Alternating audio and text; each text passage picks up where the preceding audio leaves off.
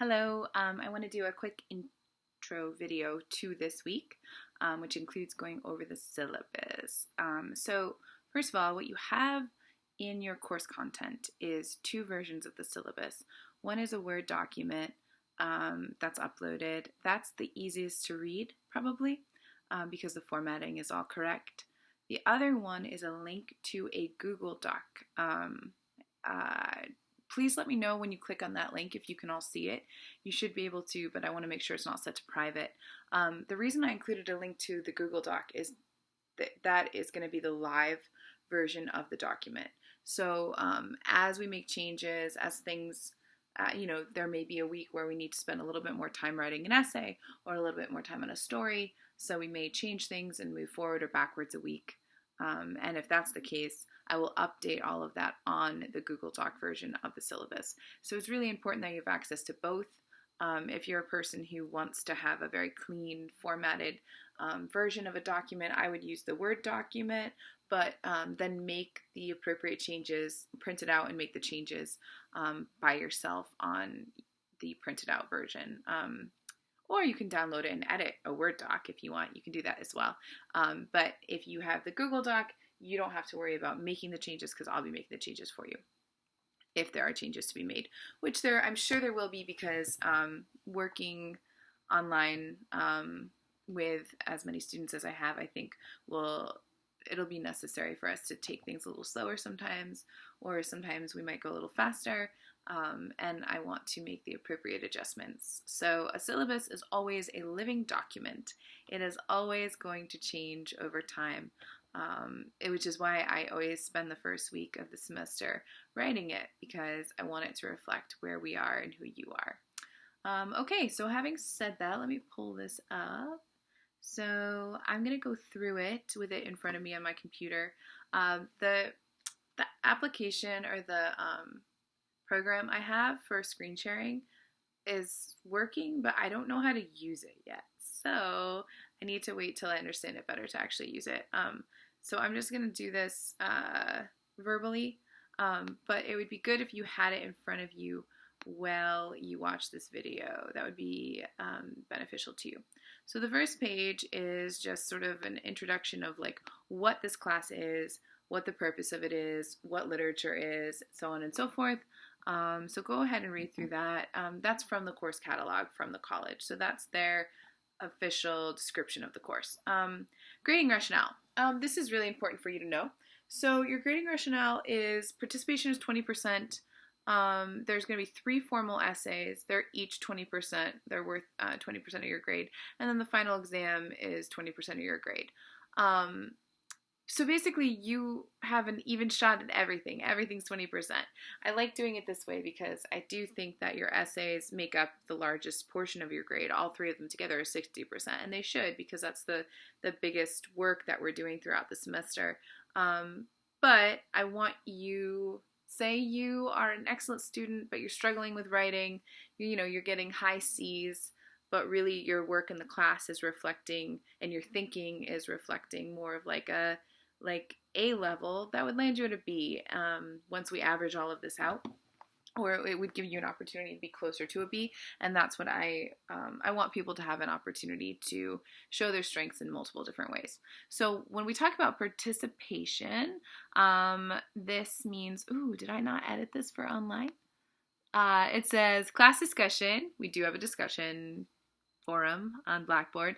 Group activities, that isn't going to be part of it anymore. Peer editing, we will try to figure out a way how to do peer editing, so that may be part of it. In-class writing, that's not part of it. Brief responses to the literature. So let me edit this right now. This is an example of why it's useful to have a Google Doc, so I can edit it. So discussion is part of it. And peer editing is going to be part of it, and brief responses to questions that you will submit to me, that will count as participation. In other words, there's really 3 ways to get that participation grade. and that would be participating in the discussion board when there's a discussion question posed, peer editing, and letting me know how you peer edited and with whom, and then also your written responses. So we will go over what those written responses will look like. I'm not talking about papers, obviously, that's its own grade, but there are some, I think of them as journal entries or response pages that are going to be coming up over the next few weeks for our fiction unit, and those will count as participation. As the semester moves on and you get into your first essay, we spend so much time working on that, drafting it, editing it, looking at it again. Sometimes I do 2 drafts of the final. I don't usually, but sometimes it's necessary to do that if people are really still in the learning stage of writing. So, so once we get to the heavier writing in the semester of our 3 formal essays, we won't be doing the response pages as much, because I find that I can't keep up with the feedback of them, and that often my students can't keep up because they're now constructing really advanced essays, you know? So so this will fall off, but at the beginning, the opening of the semester, it's a great way for me to get a writing sample from you, and it's a great way for you to establish your participation in the class. So, all right, after grading rationale, there is all of the stuff on statements of disability services, sexual violence and awareness policy. All of this is really important for you to know about. So even if you're not going to read it word for word, which many people don't, please know that these things are here, and know that they're in your syllabus on the second page with headings. So if you encounter a specific problem with any one of these things, go to the syllabus and look up who you should be contacting. There's also something around credit hour policy, so on and so forth. Then we get down to our schedules. So you'll notice that the schedule is really detailed. Well, it's got 3 sections. It's got what we're learning and discussing, and then the reading and writing homework for that week, and then assignments and due dates. So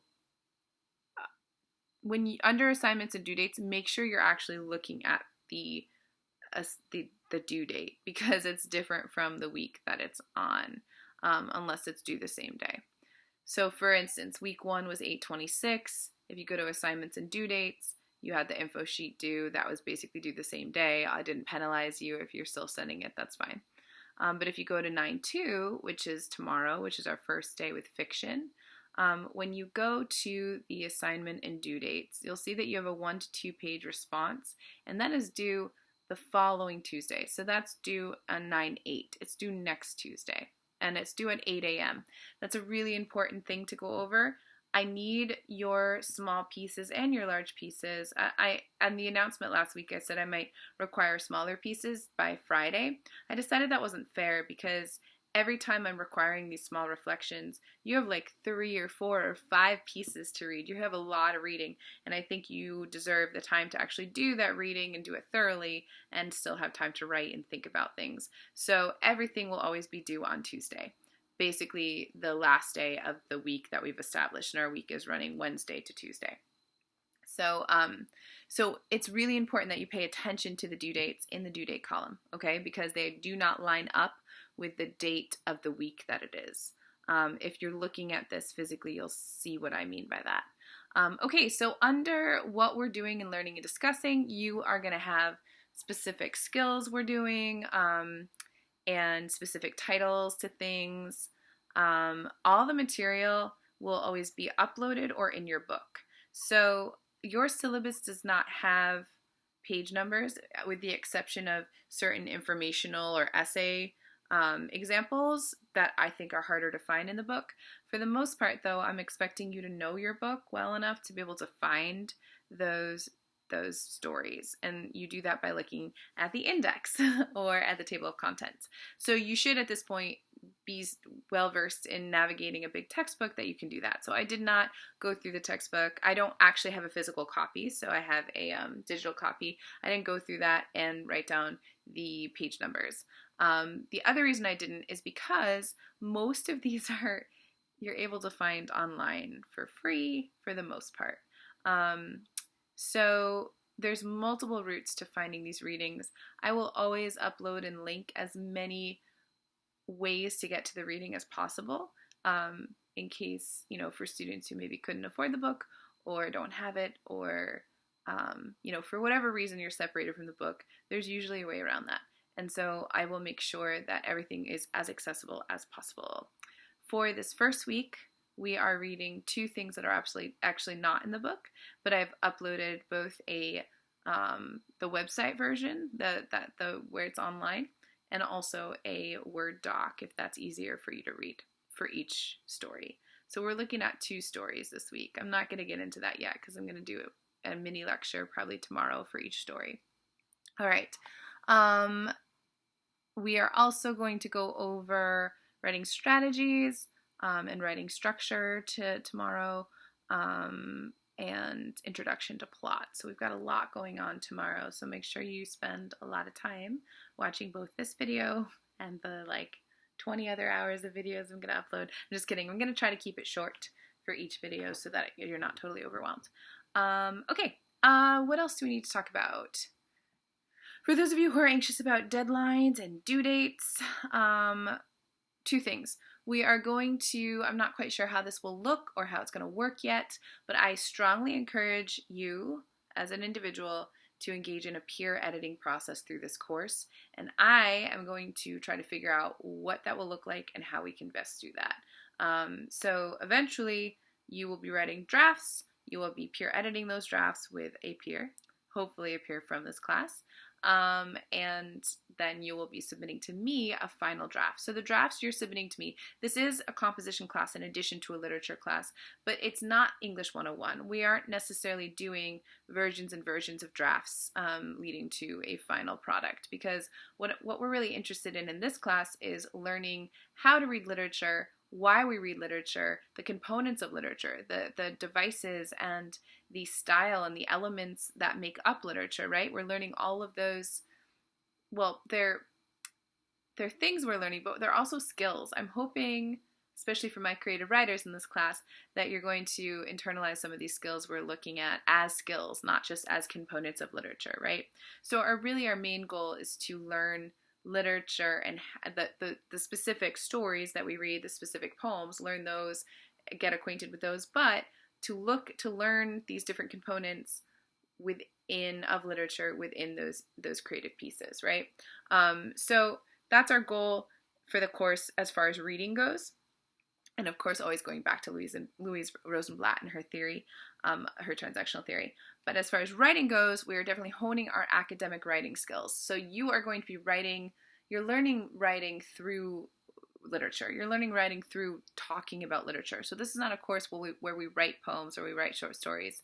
This is a course where we write about poems and short stories and really show our brilliance with regard to analyzing those pieces of literature. Okay, so because of that, I am not going to be reviewing all of your first drafts unless we go through the first essay, and I realize that that's necessary. But I'm hoping it won't be. I'm going to do a lot of instruction at the beginning, and then I want you really to be perfecting your draft with your peers and just submitting to me the final. So having said that, this is getting a little long, so I need to wrap it up. Your first essay, which you don't have the assignment yet, I'm going to give the assignment when we get there, okay? Your first essay is going to be due Tuesday, October 6th by 8 a.m. in the morning, okay? So again, as you're going through this, you will see how detailed the first 2 boxes are, and then your assignment boxes are a little less detailed. I think that's all I want to say about our schedule. There are in total 3 essays, one on fiction, one on poetry, and one on drama. One of our essays is going to be an academic research essay. So we'll work on research skills around literature, essentially. So just know that. All right, I want to go over annotation we did last week, but as I said, this handout is in your syllabus itself as well. So it's always there. If it gets buried in day 1, don't worry, it's in your syllabus. So make sure you are aware of that. This nonfiction suggestion. that's a suggestion for annotating nonfiction work that will come in handy when you start to do your research essay. And then essay structure. We're going to go over this in greater length in a separate video tomorrow, but I just want to draw your attention to this. And I want to say something quickly about it. This is kind of the skeleton of a 5-paragraph essay. We are not interested in exclusively writing 5-paragraph essays at the college level. However, I like to give the bones and the skeleton of how argumentation within writing can work and should work, and how everything kind of rests on itself and ties together, because some of us don't come into English 102 having that or holding that, and I just want you to have that kind of structure internalized so that we can move away from that structure. Meaning, you always have a thesis, you're always proving the thesis, right? How you do that, as long as you do it well, doesn't matter that much. But if you're learning how to do it and what a thesis is, you really do need this kind of clear structure. And I really like to give that to students because I've seen it make a huge difference in confidence around writing, and writing ability and clarity. And to be honest, moving through life is kind of the same when you're trying to win an argument. You have a thesis, you have your supporting points, and you circle back to those supporting points and you flesh them out in order to prove that thesis, right? So it's a good mental skill to practice anyway, really sticking to one point and clarifying that point and like sharpening and sharpening and sharpening and going back to that point and supporting it, right? So we will go over this, like I said, in another video, but just know that that's there in your syllabus as well. And then at the very end is your essay rubric. So this is the way that I'm going to be grading your essays. When it comes time to actually write your essay, we're going to go over what that means, what each section means, but just know that it's in your syllabus. All right, I think that's all I have to say about your syllabus. I'm realizing as I went through it, there's a couple mistakes, so I'm going to go ahead and fix that and re-upload a improved and perfected version. And I guess I will see you all tomorrow, or you'll see me. Tomorrow I'm going to do my best to upload the rest of the material for 4, but there's a lot of material and I have a bit of a car emergency. So there is a possibility I will be stranded somewhere at the mechanics where there's no internet or phone service. And if that's the case, there may be a bit of a wrench in the works for me getting all the material up by 4, but it will be up tomorrow. And you will have a small introduction to the pieces I'd like you to read, new discussion questions to participate with on the discussion board, as well as instruction around, what are we doing tomorrow? Plot. Instruction around plot, little lecture on plot, and some conversation around essay structure and writing and strategies. All right, I am going to sign off. Have a good night or a day or whatever you are having when you see this, and I'll talk to you soon.